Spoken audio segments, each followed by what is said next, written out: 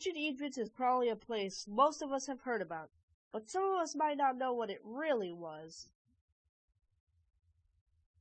During its time, ancient Egypt was a prosperous country, famous for its pyramids and its pharaohs, most notably King Tutankhamun.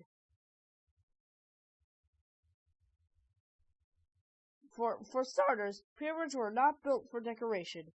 King Tut was not the most famous pharaoh, and the Nile River wasn't just a river. So let me introduce you to what ancient Egypt was really all about.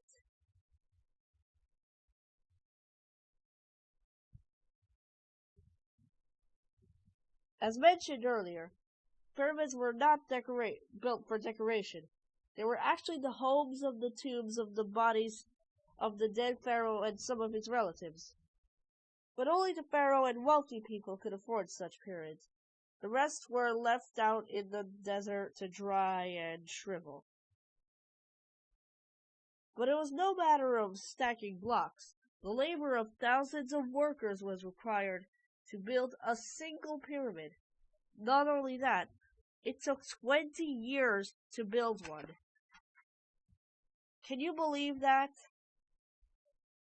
The most famous pyramid is the Pyramid of Giza, which was built for the pharaoh Khufu and his family. Egypt has also had many pharaohs over the course of its history. Most notably King Tutankhamun was only 12 years old when he ruled over Egypt.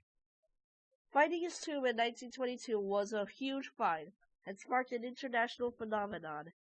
He died at the age of 19 of an unknown cause. A lesser-known pharaoh, Narmer, became famous for uniting the upper and lower regions of Egypt. Hey, why let men do all the work? That's exactly what Hatshepsut said when she became pharaoh.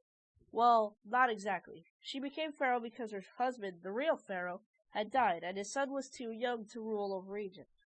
Most people didn't agree with this, so to gain their trust, Hatshepsut wore male pharaoh clothing and carried out all the rituals expected of one. She even wore a false beard.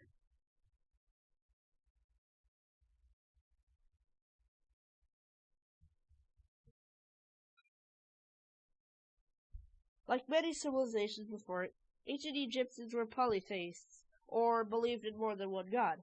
They were very sensitive about the afterlife, so those lucky enough to have a pyramid had to go through mummification.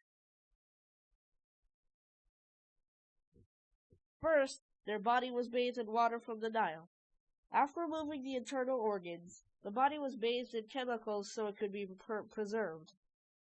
The body was then wrapped in a cloth called linen, and after that it was moved into its new home, namely the pyramid.